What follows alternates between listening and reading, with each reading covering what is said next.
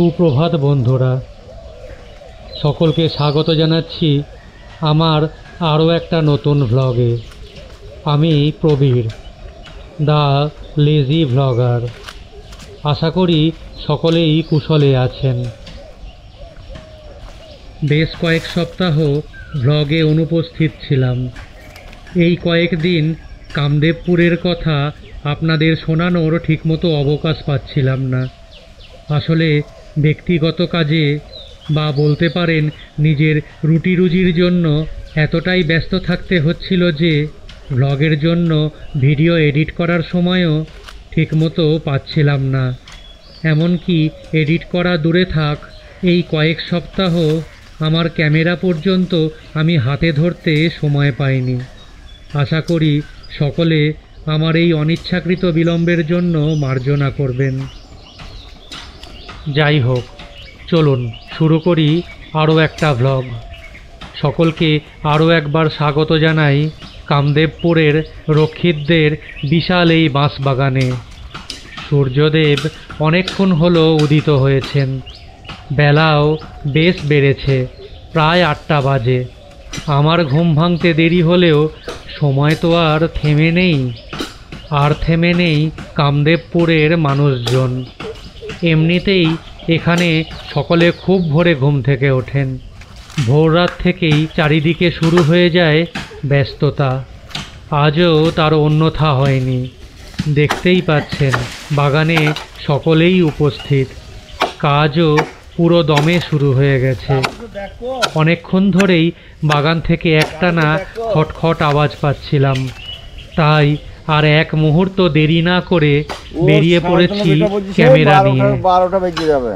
আমার আজকের গন্তব্য বাঁশবাগান। যদি সকালে আসে তাহলে ভালো, না হয় তাহলে 12টার সময় তো বেরিয়ে যেতে হবে বই থেকে।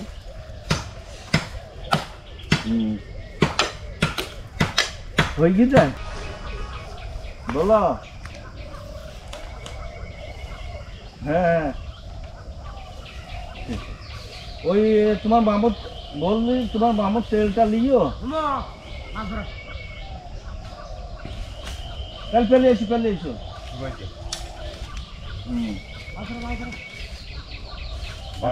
খুলেন, দোকানে খুলেন। এই বাসটা ধরে যাবে, এই বাসটা ধরে যেতে রাস্তা কি যাবে, রাস্তা কি যাবে, এই বাসটা ধরে দাও। মানুষ ছবি করে নিল। কাল থেকে লিখি ছবি করে, কাল থেকেই করছি ছবি। আমি জামাই ওই কাজ এইটা ধরে সেইটা বের করছি।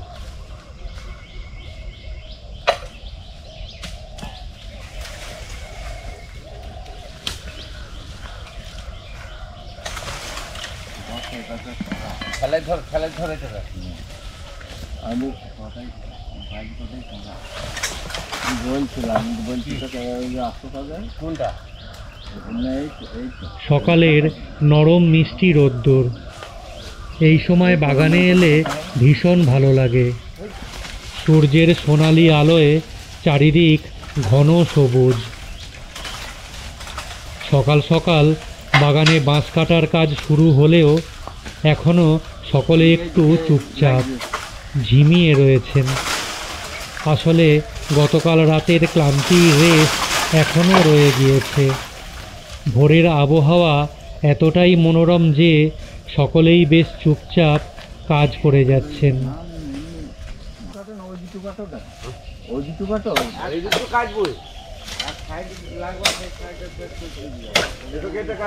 তবে এই রেস কিন্তু বেশিক্ষণ থাকবে না। বেলা যত বাড়বে আস্তে আস্তে ব্যস্ততা তত বাড়বে।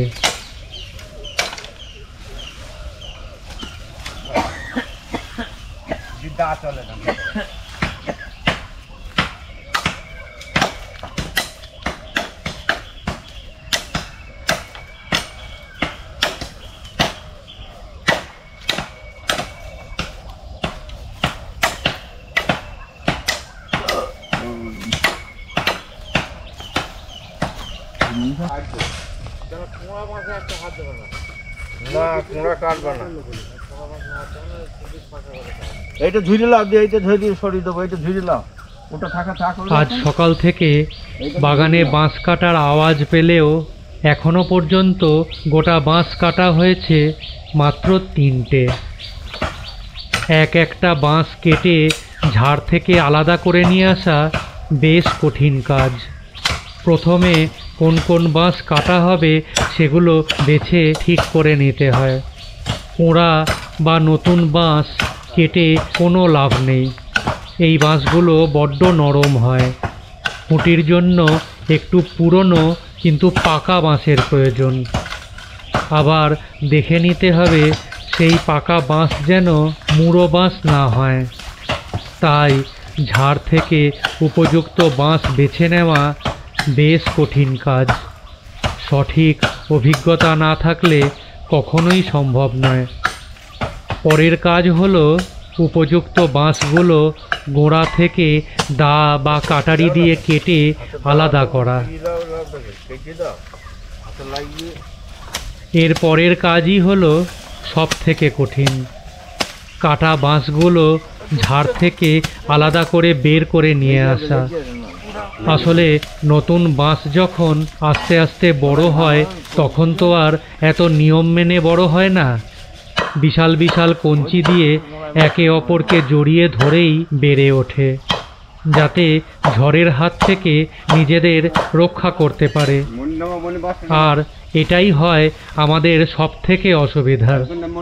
বাঁশগুলো তাদের ডালপালা বা কঞ্চি দিয়ে একে অপরকে এমনভাবে জড়িয়ে থাকে যে একটা বাঁশ ঝাড় থেকে আলাদা করতে কখনো কখনো 3-4 জনকেও হাত লাগাতে হয়।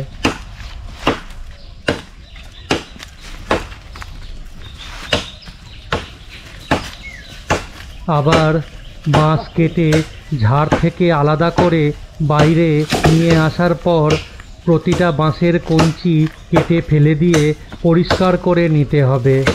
না হলে কঞ্চি সমেত বাঁশ বাগান থেকে বের করে নিয়ে যাওয়া সে তো আরেক ঝামেলার কাজ।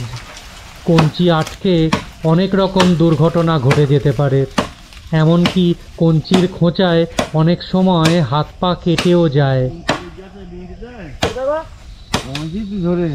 যারা বাগানে বাঁশ কাটেন তাদের মধ্যে তো একটা কথা বেশ প্রচলিত, বাঁশ কাটলে মাছ কাটে। এখানে মাছ কাটা বলতে ওনারা কঞ্চির খোঁচায় নিজেদের শরীরের বিভিন্ন অংশ কেটে যাবার কথাই বলেন। আসলে বাঁশের কঞ্চিতে ভীষণ ধার, একবার খোঁচা লাগলেই কেটে যায়। মাঝে মাঝে তো এত গভীরভাবে কেটে যায় যে ডাক্তার দেখিয়ে সেলাই পর্যন্ত করতে হয়। যাই হোক, যত পরিশ্রমের কাজই হোক না কেন, থেমে থাকলে তো আর চলবে না। মাহরুব ভাইয়ের কলা বাগানে খুঁটি দেওয়ার কাজে বাঁশের যখন দরকার তখন গোড়া কাটা চলতেই থাকবে, আর কাটা বাঁশের কঞ্চি ঝেড়ে পরিষ্কার করে নেওয়ার কাজও চলতেই থাকবে।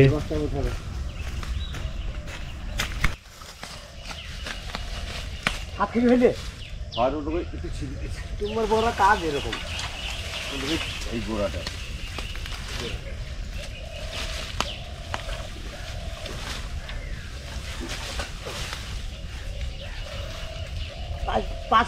পাঁচশো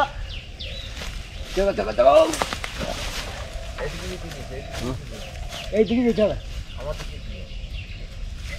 আমার এদিকে এলেও চলে আসছিল, এদিকে এলেও চলে আসবে, এইখানে এধারে এলেও চলে আসবি। এইদিকে যাবো, ওদিকে নিয়ে যাবে না, ওইদিকে যাবে, এইদিকে যাবো, ওদিকে যাবে না।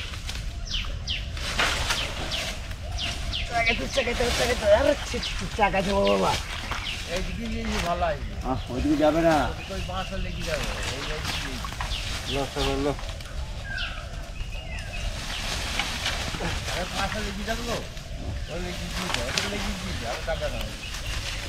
যাবে এইদিকে, এইদিকে টানো, এইদিকে টানো, শুধু এইদিকে টানো, টানো এইদিকে টানো, টেনে এইদিকে টেনে আসুন এইদিকে। হ্যাঁ হ্যাঁ, বসা লাগবে, এই ফাঁকা বেঞ্চে রাখ।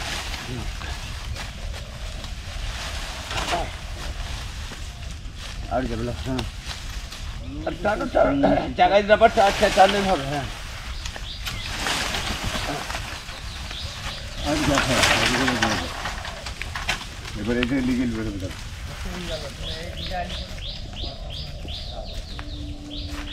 ওধার নিয়ে যাবে লালু চলো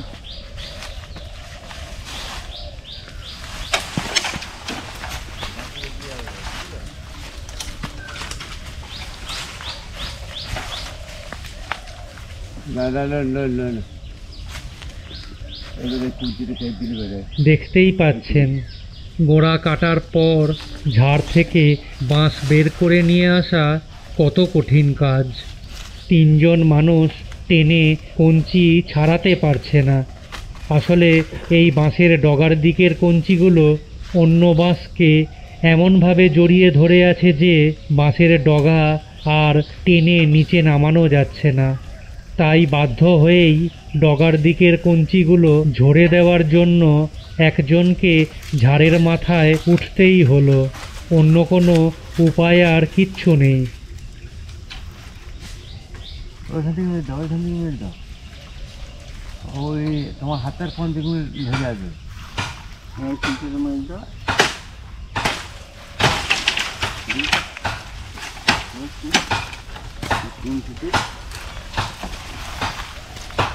মনিক দেখো একলা পারবে মনিক দেখো তোমার হাতে কোন দিকে এই কোন দিকে ধরে আসবে।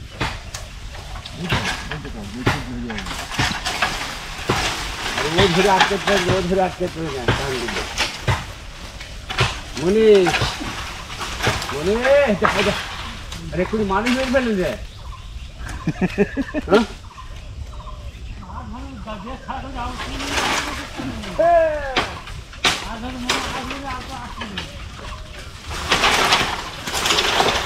হইও মন থাক বল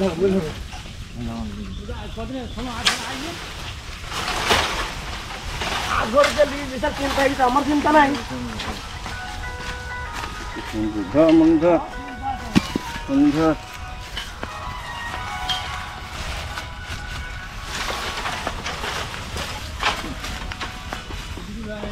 হ্যালো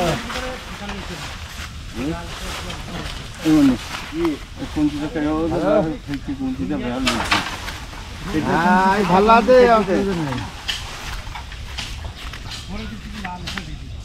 চাটা খেললি তো হ্যাঁ দাঁড়া চাটা খেললি তো হ্যাঁ এই কোন থেকে মারা গেটটা এই বড় কাটলা এই তো একদিকে ফেটি গাড়ি লেগে যায় না। বাঁশটি বেশ পাকা, প্রায় বছরখানেকের পুরনো হবে। সেই কারণেই প্রচুর কঞ্চি হয়েছে।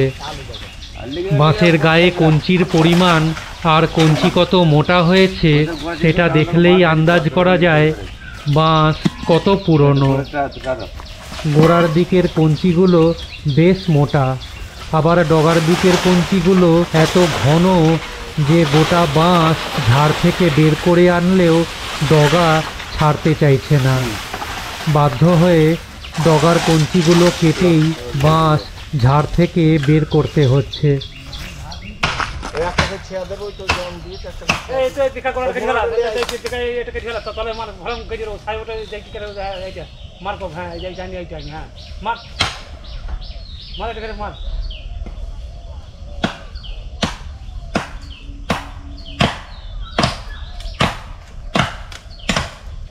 ভারী দাঁড়ে মারো ধর্ম মারবে ধর্ম পুল যাবে তুই তলায় মারো ঘুরে একবার মারা যাবে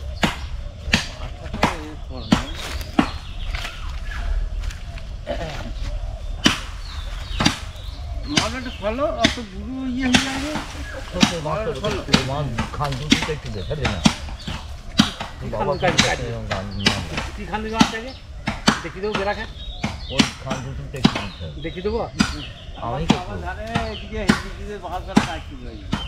আবার এই বাঁশ কাটার জন্য কষ্ট তোমার ওই যেটাকে কাকাকে দেখে দিয়েছি কাকা লাগছে না ও জানছো ভাই বাবা রে 24 ঘন্টা ধারে না কাটবি এই যদি দাঁড়িয়ে থাকে এটা কাটবি থাকে না ও যদি না থাকে তো ওর তার জন্য কোনটা কাটবে এই একটা বাঁশ বড় বাঁশ পাকড়াবে কেটেছে হ্যাঁ দি বলছে তুমি হয়তো মনে করো যে লোকে আমার কি রে হ্যাঁ হ্যাঁ হ্যাঁ ও যে করম যে জানেন ঠিক আবার সেই শুকনো বাঁশগুলো সে নিজে ভাত এনে খায় তোমার বন ওই দরকারটা কি আছে যে কোটা আছে ও বই দিয়ে যাবে কি কাল আবার ই করে কাল জোর কাটতে হাম কাটতে আবার কি করবে ও দেই ও একটা মানে আমারও বাবা সুবিধা না তুই বল ধান করবে দেই যে তুমি হয়তো কোনো আজকাল ও করবে হ্যাঁ।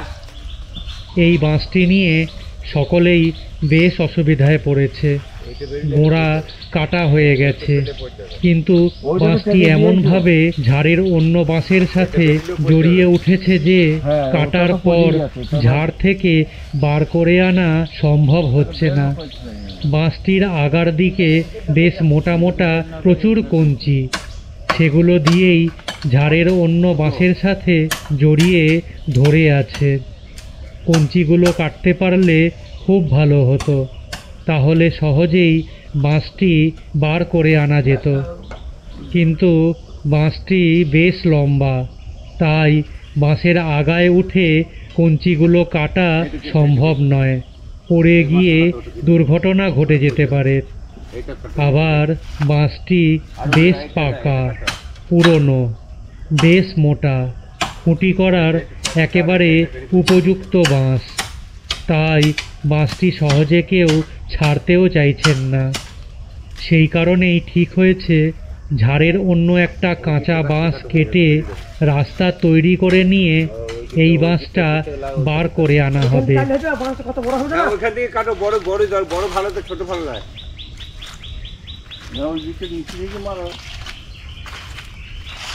বড় হয় যেন ছোট না হয়। কালারে কিন্তু সেটা হবে না হবে না, আমি তুই বলতে দেখতে পারো ওখানে হয় না, ওই গিটের কাছ থেকে বড় উপর থেকে মারো, ওখানে যায় না তো পুড়ে যাবে কিন্তু। হ্যাঁ এখানে তো পুড়িয়ে যাবো। তুমি এই বাসটা থেকে কাটো, কোন মাছটা? এই বাসাটা পাতে, এই বাসাটা পাতে, হ্যাঁ আর উপরে ওইখান থেকে মারো। কি ভীষণ অসুবিধা দেখুন! কাঁচা যে বাঁশটায় আটকে যাচ্ছিল সেটার গোড়া কেটে ফেলেও পাকা বাঁশটি বার করে আনা যাচ্ছে না। তাই ঠিক করা হলো ঝাড়ে উঠে কাঁচা বাঁশটার মাঝামাঝি কেটে ফেলা হবে।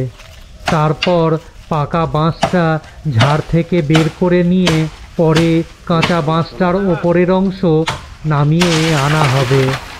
মাহরুব ভাইদের গ্রুপে মণি ভাই একমাত্র ছোটোখাটো মানুষ, শরীরের ওজন বেশ হালকা, বাকিরা সবাই লম্বা। বাঁশঝাড়ে বা গাছে উঠে ডালপালা কাটতে গেলে সবসময় ছোটোখাটো হালকা মানুষকেই উপরে উঠতে হয়, না হলে ওজন বেশি থাকার কারণে ডাল ভেঙে গিয়ে পড়ে যাওয়ার সম্ভাবনা থাকে। সেই কারণেই এখানে ঝাড়ে উঠে কঞ্চি বা বাঁশ কাটতে সবসময় মণি ভাইয়ের ডাক পড়ে। এবারে কাটা বাঁশটাকে বের করো তো। ওটা খেয়া পুড়ে তো পুড়ে থাকবে। ওইটা পায়ে হঠাৎ করে লাগিয়ে চলো চলো,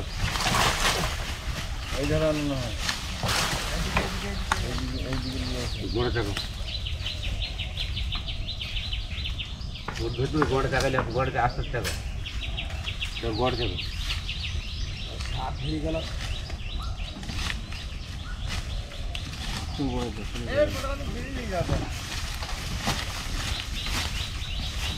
কত গো না বলতে টাকা কত ঢুকে যায়? হ্যাঁ 39 বাঁশের গায়ে গায়ে ঝাড়ের উপরে উঠে বাঁশ কাটা বা কঞ্চি কাটা কিন্তু খুব সহজ কাজ নয়। বাঁশের গা বেশ মসৃণ, এনারা বলেন বাঁশের গা টেলা। সেই কারণে বাঁশে পা দিয়ে বেশিক্ষণ দাঁড়িয়ে থাকা বেশ কঠিন কাজ। যে কোনো মুহূর্তে পিছলে পড়ে যাওয়ার সম্ভাবনা থাকে। তার উপর আবার বাঁশ লম্বা বলে সব সময় দোলে, যত আগার দিকে ওঠা যায় তত বেশি করে দোলে। এই পরিস্থিতিতে বাঁশের গায়ে এক হাতে এক প্রকার ঝুলে থেকে অন্য হাতে দা বা কাটারি চালানো বেশ পরিশ্রমের কাজ। কাটারি চালাতে ঠিকমতো হাতে জোর পাওয়া যায় না, তার উপরে একটু অসতর্ক হলেই পড়ে যাওয়ার সম্ভাবনা। এটা মানতেই হবে যে মণি ভাইরা এ ব্যাপারে ভালোই দক্ষ। যাই হোক, অবশেষে অন্য বাঁশ কঞ্চি ছাড়িয়ে নির্দিষ্ট পাকা বাঁশটি ঝাড় থেকে বের করে আনা সম্ভব হলো। রতন কাকা মাঠের দিকে গেলেন, মনে হয় কলঘরের দিকে যাবেন। বৈদ্যনাথ কাকাও কিছুক্ষণ আগে মাঠের দিকে গেছেন, মনে হয় কলা বাগানে ঘাস মারা বিষ দেবেন। ভাবছি এখানে আর কিছুক্ষণ থাকবো, তারপর একবার মাঠের দিকে যাব। এই বাঁশটা কেটেছে, এই বাঁশটা? না না, হ্যাঁ, কাটা দেখো। হ্যাঁ ওটা বাঁশটা কাটা। এটাও করতে হবে। কারেন্ট বলে একটা করে কুঞ্চি আছে, আমি কেটে দেবো। তুমি কুঞ্জিগুলো মারো, হ্যাঁ ওই কুঞ্জিগুলো মারো, দেখো।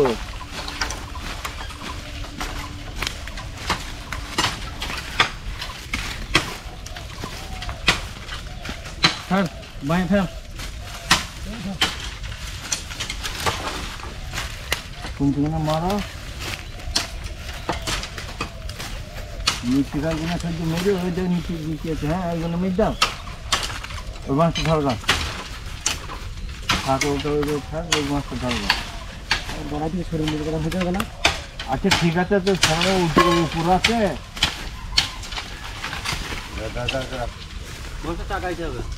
না, টাকাইতে হবে না।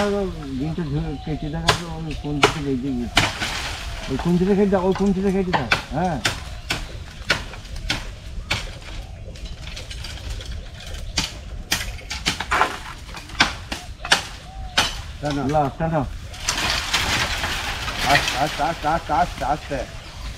আস্তে আস্তে টানবা, ও কেটে কুচি দেবে, টানবা আস্তে আস্তে।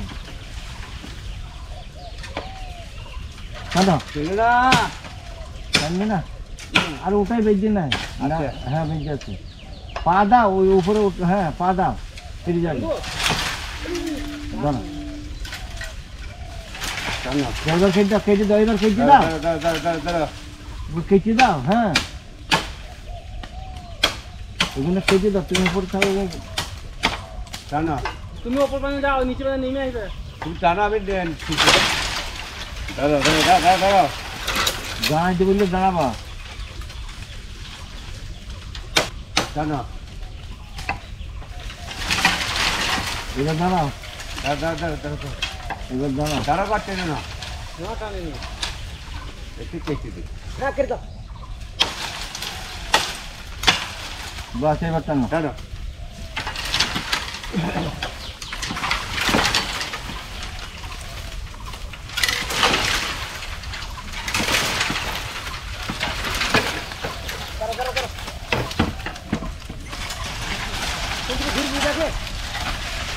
এটা কেটে হবে। আর ও বাঁশটা বেরিয়ে পড়বি, বেরোবে না, টানো, টানতে বলো। বেশ কয়েকটা বাঁশ কাটা হয়েছে, সেগুলো ঝাড় থেকে বের করে আনাও হয়ে গেছে। এর পরের কাজ হলো কঞ্চি ঝেড়ে প্রতিটা বাঁশ পরিষ্কার করে নেওয়া। মণি ভাই এখন সেই কাজেই হাত লাগিয়েছেন। কঞ্চি পরিষ্কার করে ঝেড়ে না নিলে বাঁশের খুঁটি করা বা সেই বাঁশ দিয়ে বের দেওয়া একটু কঠিন হয়ে যায়। আসলে প্রতিটা বাঁশের সাথে সরু মোটা প্রচুর কঞ্চি থাকে। প্রায় 1 হাত অন্তর অন্তর বাঁশে একটা করে গাঁট দেখতে পাওয়া যায়, আর এই গাঁট থেকেই কঞ্চিগুলো বের হয়, বা বলা উচিত কঞ্চিগুলো গজায়। মণি ভাই এখন একটা একটা করে সেই কঞ্চি কাটতে ব্যস্ত। না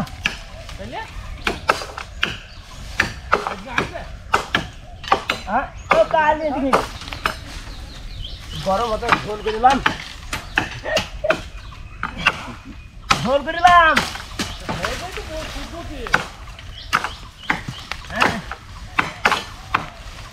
এক একটা বাঁশে প্রায় 45-50টা গাঁট থাকে। এর থেকে সহজেই অনুমান করতে পারা যায় এক একটা বাঁশে কত পরিমাণ কঞ্চি হতে পারে। যত আগার দিকে এগোনো যায় তত কঞ্চির পরিমাণ বাড়তে থাকে, সেই সাথে প্রচুর বাঁশের পাতা।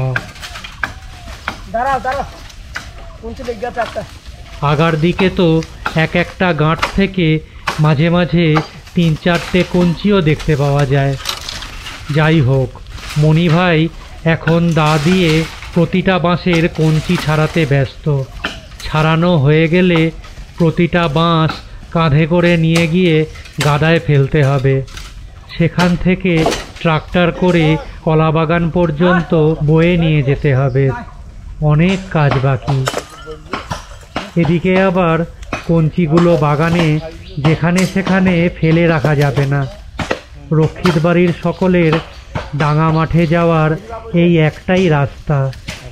এছাড়া গ্রামের অন্যান্য মানুষও মাঠে যেতে এই পথ ব্যবহার করেন। কঞ্চি ছড়িয়ে পড়ে থাকলে বাগান দিয়ে পথ চলতি মানুষের হাত পা কেটে যেতে পারে। সেই কারণেই বাগানের কোনো ফাঁকা জায়গায় যেখানে মানুষজন একটু কম যাতায়াত করে সেখানে এই কঞ্চিগুলো গাদা করে রেখে দিতে হবে। আগে এই কঞ্চিগুলো রান্নার সময় জ্বালানির কাজে ব্যবহার করা হতো। ওই বুড়োটা বারবার চোখে পড়ছে, ওটা আমি সকালবেলার দিকে দেখেছি। ওর কাছে আমি যেতেন না, বলছি ওই বাঁশটাই এনে দিচ্ছি, ওই বাঁশটাই এনে দিচ্ছি। আর ওকে আবার চেক করা আছে সেল জোগা, ও বাঁশটা চেক করে ছুঁয়ে দিচ্ছি।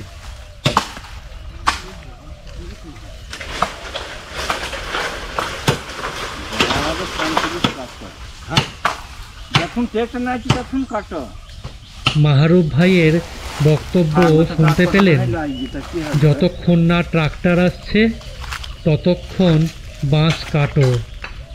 বুঝতেই পারা যাচ্ছে ভাইয়ের কলা বাগানে আরও বাঁশের প্রয়োজন। যাই হোক, যেটা বলছিলাম, আগে এই কঞ্চিগুলো রান্নার সময় জ্বালানির কাজে ব্যবহার করা হতো, কিন্তু গ্রামে এলপিজি গ্যাস আসার পর থেকে সকলে রান্নার কাজটা গ্যাসেই করে নেন। এছাড়া গ্রামে ছোট চালকল চালু হয়ে যাওয়ার পর বা মুড়ি তৈরির কারখানা হয়ে যাওয়ার পর আগের মতো আর ধান সিদ্ধ করার রেওয়াজ নেই। আবার বাড়িতে মুড়ি ভাজার পাটও প্রায় উঠে গেছে। তাই এই কঞ্চিগুলোর এখন কোনো দাম নেই। বাগানের এক কোণে গাদা দেওয়া পড়ে থাকে।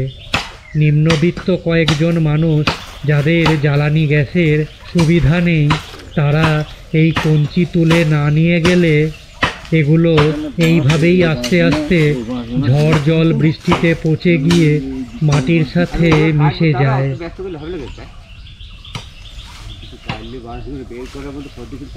সব পুড়ে যাবে হুড়মুড়ি। মণি ভাই দেখছি আবার বাঁশ ঝাড়ে উঠছেন।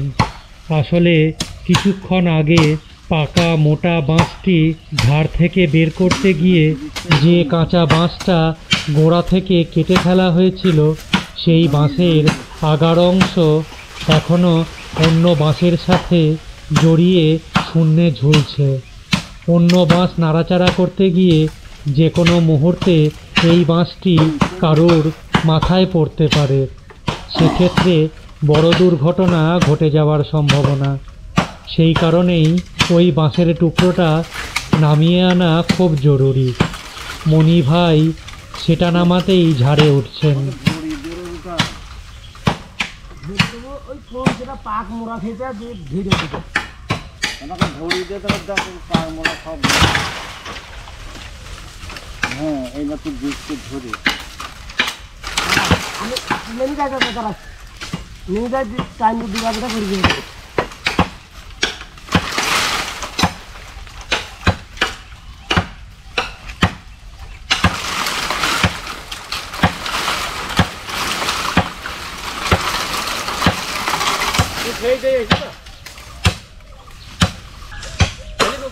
বাঁশটার আগায় কত কঞ্চি দেখেছেন?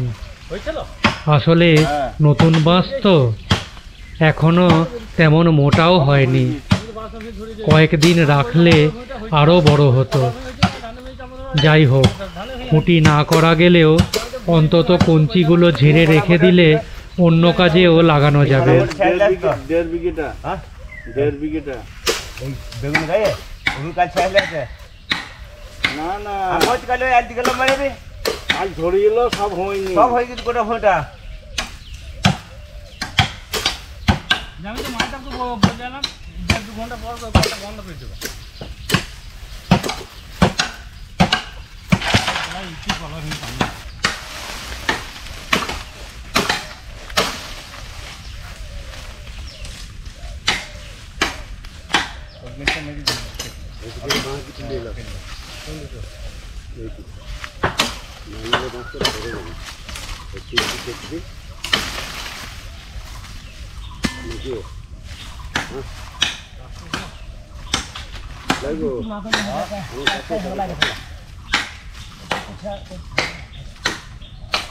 সেই বাঁশ কিরম হয়েছে দেখো কোন দিকে পাশে তো মাছ লম্বা আছে তো লম্বা যাবে মাছ বড় আছে তিনটে খেয়া হবে বুঝলে মাছ কাটা এই তিনটে কেটে এখানে সব করে যাবে একদম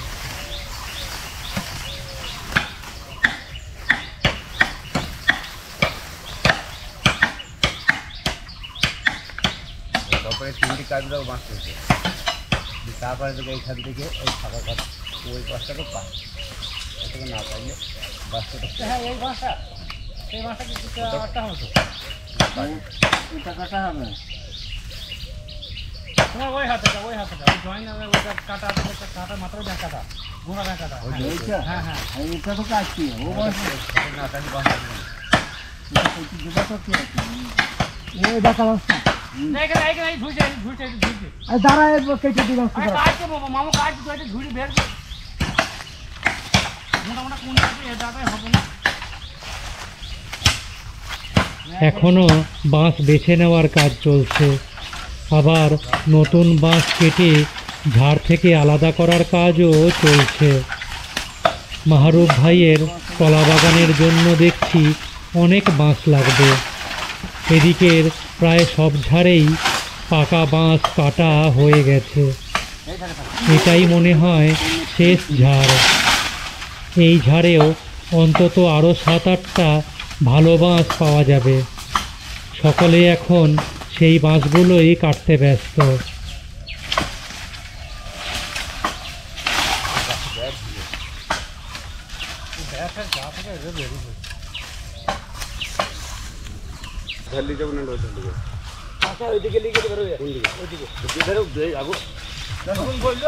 আয়ের সাথে পয়সা এখন দেবো না, আয় বেশি দিই তাই দেবো, আমি তাই করবো, আয় বেশি দেবো। দাঁড়া বাবা তোর আগে ঠিকই নিবি ঠিকিলে হ্যাঁ বছর চুক্তি করে নিবি তো ভালো হবে। হ্যাঁ বছর চুক্তি করে নিবি তো ভালো হবে। বছর চুক্তি হইলে কবে ফেরে হয়ে যেত ঢুকিয়ে গেল। টানো টানো জোরে টানো সেইদিকে যাবে।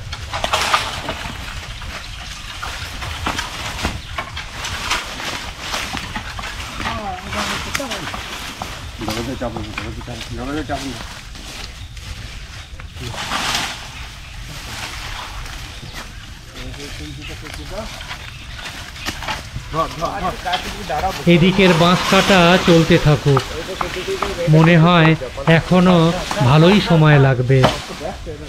চলুন আমরা বরং একটু বাগান পেরিয়ে মাঠ থেকে ঘুরে আসি। বৈদ্যনাথ কাকা আর রতন কাকা অনেকক্ষণ হলো মাঠে গিয়েছেন। এতক্ষণে হয়তো ওনাদের অর্ধেক কাজ সারাও হয়ে গেল। একবার গিয়ে দেখি সেখানে কি হচ্ছে।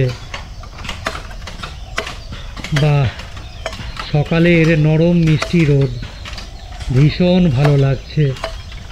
সূর্যের সোনালি আলোয় চারিদিক গাঢ় সবুজ, সাথে উপরি পাওনা হলো চেনা অচেনা প্রচুর পাখির ডাক। একটু দাঁড়ান, আমি বকবক করা বন্ধ করছি, একটু চুপ করে শুনুন।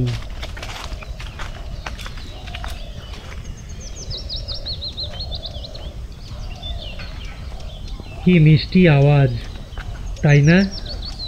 কোন পাখি ডাকছে বলতে পারবেন? না, আমিও পারবো না। তবে পাখিটাকে কিন্তু আমি চিনি, বাগানে অনেকবার দেখেছি, কিন্তু নাম জানি না। এখানকার সকলকে জানতে চাইলে বলেন কিচিমিচি পাখি। সূর্যের সোনালি আলোয় এই সময় মনে হয় গাছগুলোয় নতুন করে রং ধরে, তাই এত মিষ্টি সবুজ। ভোরের দিকে বা একটু সকালের দিকে মাঠে এলে মাঠের পরিবেশ একেবারে অন্যরকম। আজ আমি অনেক সকালেই ঘুম থেকে উঠেছিলাম। আমার কাছে অবশ্য অনেক সকাল যেটা, সেটা গ্রামের অন্যদের কাছে বেশ বেলা। এখানে সকলের ব্যস্ততা শুরু হয়ে যায় প্রায় ভোর রাত থেকেই। ভোর ভোর এদের প্রচুর কাজ। সকাল সকাল আগল খুলে দুয়ারে জল দেওয়া, হাঁস মুরগির খোপ খুলে দেওয়া, উঠোন ঝাঁট দেওয়া, উঠোনে মারুলি দেওয়া, গোয়াল থেকে গরু বার করে দেওয়া, গরুর পাতনায় জল দেওয়া, গোয়াল পরিষ্কার করা, ছানি কুচোনো, গরুকে খেতে দেওয়া, কত কাজ। এরপরে আবার বাড়ির সব কাজ শেষ করে মাঠে যাওয়া রয়েছে। আর মাঠে যদি মুনিশ পাট থাকে, সেদিন তো আর এনাদের নাওয়া খাওয়ার সময় থাকে না। তাও তো এখন মানুষের কাজ অনেক কমে গেছে। এখন আর আগের রাতে মাটির পাতনায় ধান ভিজিয়ে রেখে দিয়ে সারা দিন ধরে ধান সিদ্ধ করতে হয় না, উঠোনে মেলে দিয়ে ধান শুকোতে হয় না, ঢেঁকিতে ধান ছেঁটে চাল তৈরি করতেও হয় না।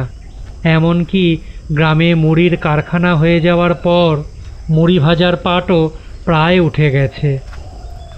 এই দেখুন, কথা বলতে বলতে ছোট দাদুর কাঁঠালতলায় পৌঁছে গেছি।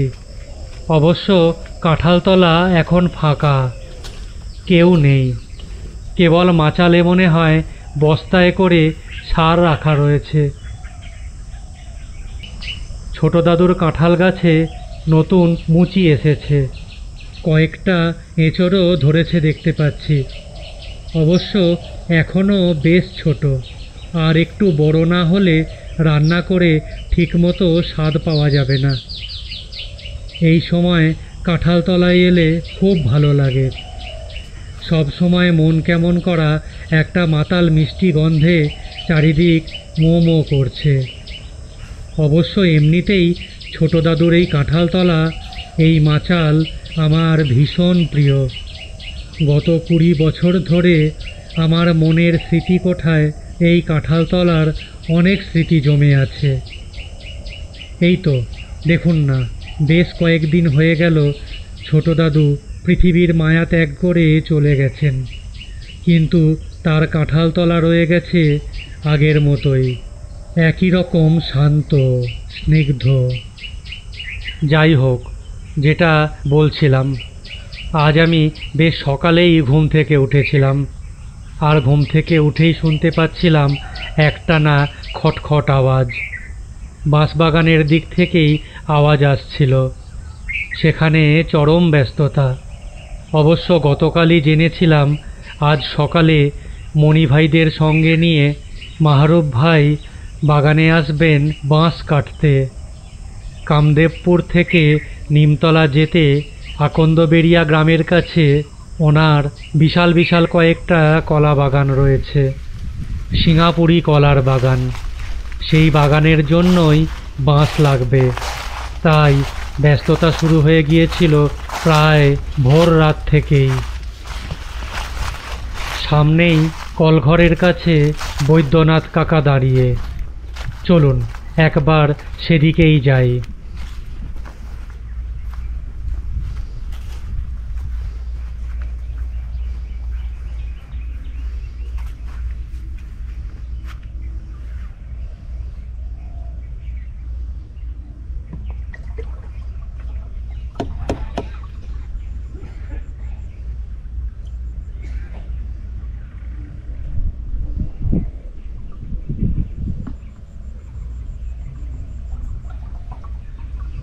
তেল এগুলো নাকি? না, এই ঘাস মারবে একটা। ও আচ্ছা, ঘাস মারার তেল। ঘাস মারবে, এই জমিতে যে ঘাসগুলো হয়েছে ওইগুলোকে নষ্ট করে দেবে, পচিয়ে দেবে। পচা ঘাস তেল বলা যায়। স্প্রে করতে হবে? হ্যাঁ, এদের স্প্রে করে দেবো দিয়ে স্প্রে করে দিতে হবে।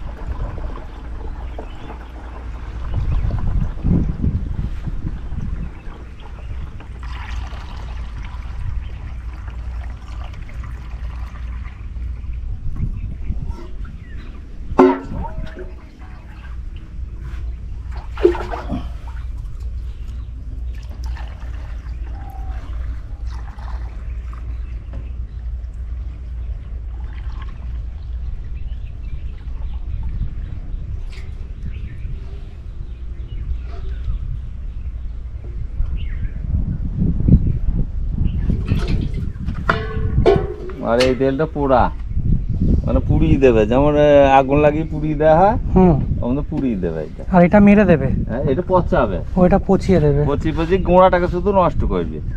আর এটা পুড়িয়ে আবার দুদিন পরে আবার বেরোবে, আবার হয়ে যাবে। আচ্ছা, তাহলে পচিয়ে দেওয়াটাই ভালো। পচিয়ে দেওয়াটাই ভালো। পচিয়ে সব জমিতে দেওয়া যায় না, ওই কলার ভেঙে ভেতরে ওই পোড়া দিতে হবে।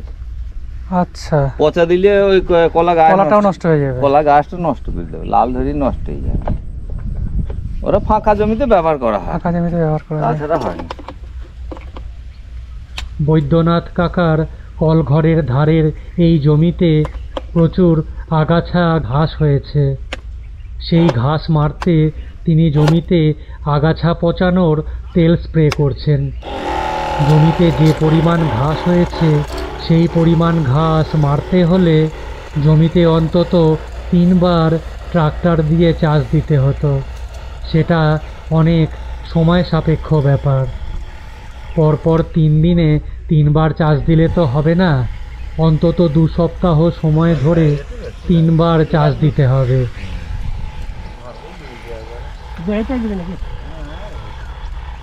এছাড়া ট্রাক্টর দিয়ে চাষ দিতে খরচাও অনেক বেশি।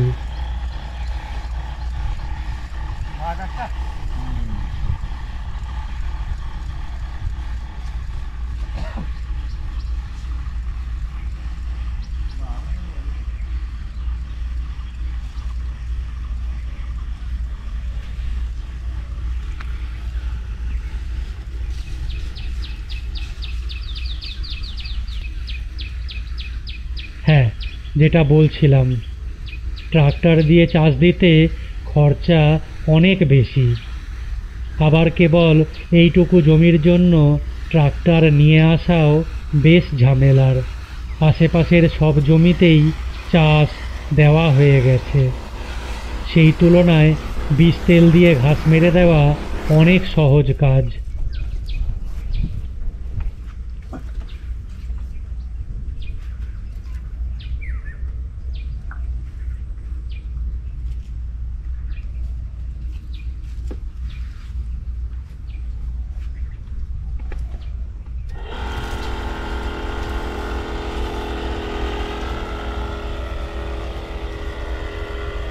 যেটা বলছিলাম, বিষ তেল দিয়ে ঘাস মেরে দেওয়া অনেক সহজ কাজ। আজ যদি তেল দেওয়া হয় তাহলে কাল সকালের মধ্যে সব ঘাস শিকড় সমেত পচে মরে যাবে। একদিন পরে জমিতে জল ছেড়ে দিয়ে ভিজিয়ে নিয়ে পরে জমিতে জো হলেই ভালো করে জমিতে চাষ দিয়ে নিলেই আবার জমি পুরো পরিষ্কার। তারপর জমিতে নতুন করে ফসল লাগালে আর কোনো অসুবিধা হয় না। আর যদি এই ঘাস না পচিয়ে জমিতে ফসল লাগানো হতো তাহলে ফসল ভালো হতো না, জমির ফলন কমে যেত। যাই হোক, ওদিকে বৈদ্যনাথ কাকা জমিতে তেল দিক, আমি একটু ছোট দাদুর কাঁঠালতলার মাচালে এসে বসলাম। বেলা বাড়ছে, বেশ ভালোই রোদ উঠেছে। এখন একটু গরমও লাগছে। কাঁঠালতলায় বেশ ঠান্ডা, বেশ আরাম পাওয়া যাচ্ছে।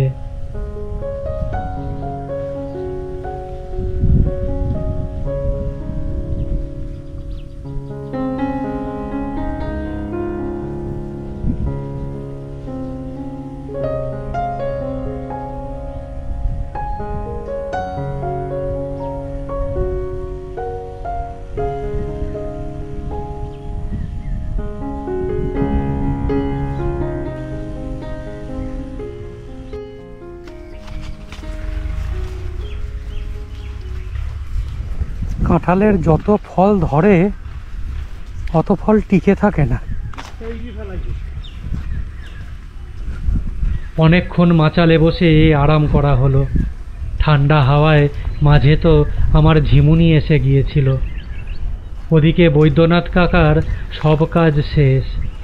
রতন কাকাও বাড়ি ফিরছেন, মাথায় বিশাল বোঝা।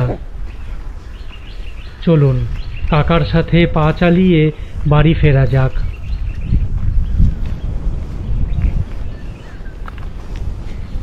এগুলো কি গরুর খাবার? গেমার ফল হয়ে গেছে না?